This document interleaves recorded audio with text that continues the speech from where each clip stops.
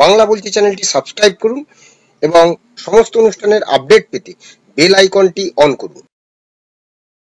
নমস্কার, বাংলা বলছি চ্যানেলে আপনাদের স্বাগত। বঙ্গ বিজেপির নতুন সভাপতির দায়িত্ব আর মাত্র কয়েকদিনের অপেক্ষা। হয়তো এই সামনের সপ্তাহের দোল এবং হোলি, হয় তার আগে বা তার পরে এই নাম হয়তো ঘোষণা হয়ে যাবে। হয়তো এমনও হতে পারে যে তার আগে, অর্থাৎ এই সপ্তাহে হয়তো ঘোষণা হয়ে যেতে পারে।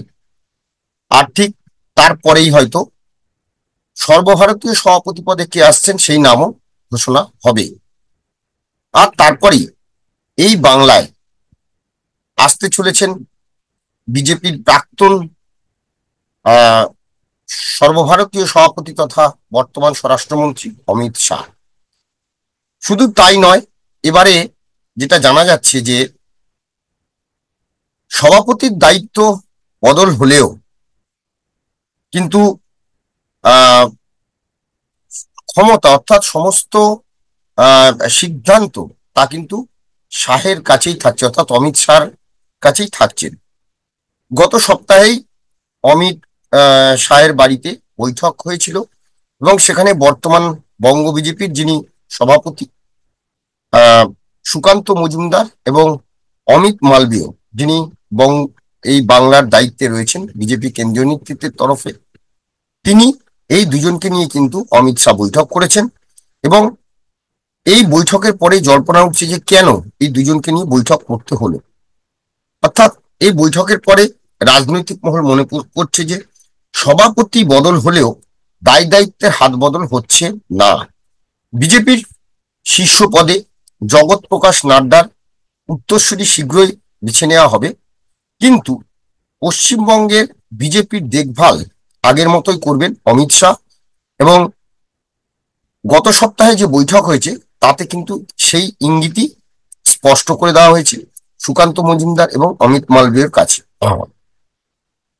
এবং যদিও এই বৈঠক নিয়ে সুকান্ত মজুমদার বা অমিত মালবীয় কেউ মুখ খোলেননি, কিন্তু বিশেষ সূত্রে জানা যাচ্ছে যে অমিত শাহ যেরকম গত 2021 সালে এই বাংলার পুরো দায়িত্বে তিনি ছিলেন, তেমনি এবারেও কিন্তু তার কোনো পরিবর্তন হচ্ছে না। এবং শুধু তাই নয়, এই ভবিষ্যতে অর্থাৎ আগামী যে বিধানসভা নির্বাচন 2026-এর যে বিধানসভা নির্বাচন, সেই বিধানসভা নির্বাচনে বঙ্গ বিজেপির যে নেতৃত্ব তার পুরো কিন্তু রাজ থাকবে অমিত শাহের হাতে। এবং শুধু তাই নয়, যেটা জানা যাচ্ছে যে এখানকার সংগঠনের চেহারা কেমন হবে তাও কিন্তু নজরে রয়েছে অমিত শাহের। এবং এই মাসের শেষ দিকে অমিত শাহ কিন্তু এই রাজ্যে আসবেন এবং এই রাজ্যের সাংগঠনিক যে সমস্ত নেতা সংগঠন যারা দেখেন তাদের নিয়ে তিনি বৈঠক করবেন, এরকমও জানা যাচ্ছে। এখন প্রশ্ন হলো যে কে হতে চলেছেন বঙ্গ বিজেপির রাজ্য সভাপতি। তিনটি বিষয়ের উপরে, একটা হচ্ছে এই যেহেতু বিজেপি সবসময় চায় যে জনজাতি বা আদিবাসীদের কাউকে করার জন্য, সেক্ষেত্রে একটা নাম যেটা সুকান্ত মজুমদারের ঘনিষ্ঠ এক সাংসদ, তার নাম ঘুরে বেড়াচ্ছে। অন্যদিকে মহিলা ভোটারদের কথা ভেবে, বিশেষ করে সারা ভারতবর্ষ তো বটেই, যেমন সম্প্রতি দিল্লি, তার আগে হরিয়ানা, তার আগে মহারাষ্ট্র এই যে জয় ছিনিয়ে এনেছে, সেখানে কিন্তু মহিলাদের ভোট একটা বড় ভূমিকা ছিল।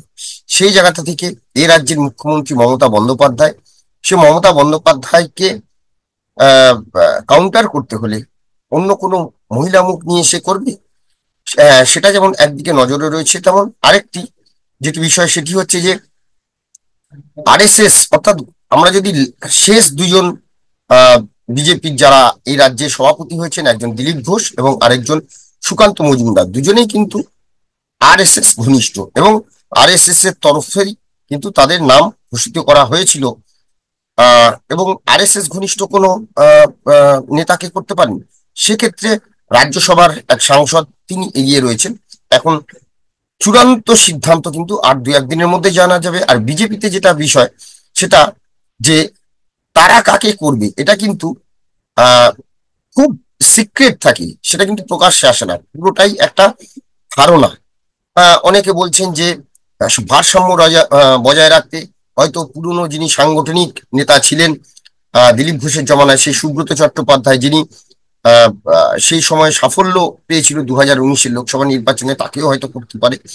কে হবে এটা কিন্তু এখনো কেউ মানে জোর দিয়ে কোনো কেউ বলতে পারছে না যে কে হতে চলেছে আগামী আহ, আহ, আহ, যে বঙ্গ বিজেপি রাজ্য সভাপতি। সকলেই কিন্তু ওই কিন্তুর উপরে, যদির উপরে কিন্তু বলছেন। এখন দেখার যে কাকে করবে। কিন্তু প্রশ্ন যেটা সেটা হচ্ছে, নেতৃত্বের পরিবর্তন হতে পারে, বিজেপির বঙ্গ সভাপতি পরিবর্তন হতে পারে, কিন্তু দায়িত্ব কিন্তু থাকবে অমিত শাহের কাছে।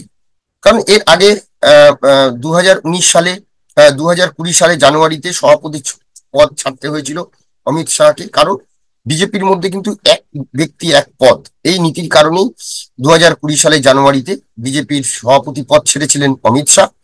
2019 সালের মে মাসে তিনি স্বরাষ্ট্রমন্ত্রী হয়েছিলেন, এবং তারপরে জগৎ প্রকাশ নাড্ডা তাকে সর্বভারতীয় সভাপতি করা হয়।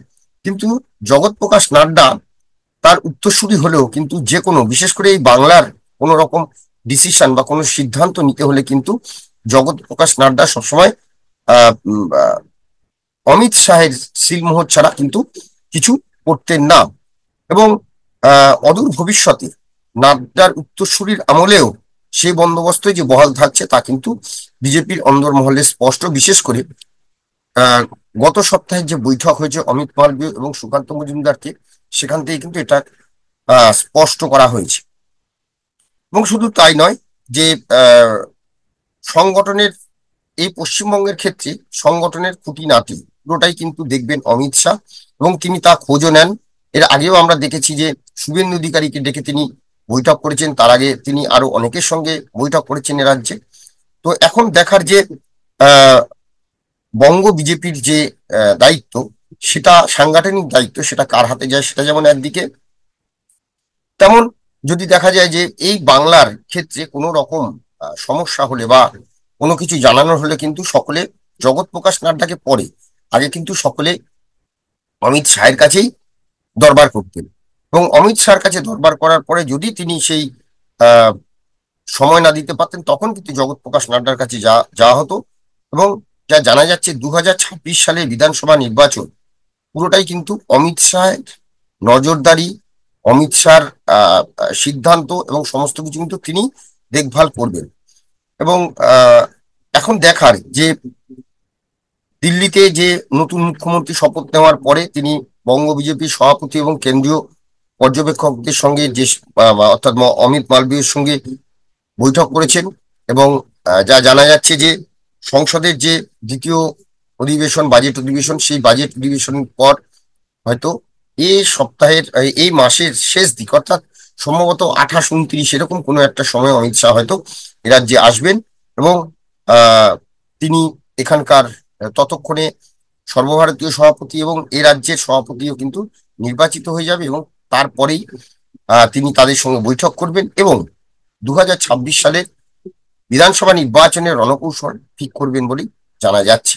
এখন দেখার যে এই রাজ্য থেকে কে হতে চলেছেন বঙ্গ বিজেপির সভাপতি, আমরা সেদিকেই নজর রাখবো।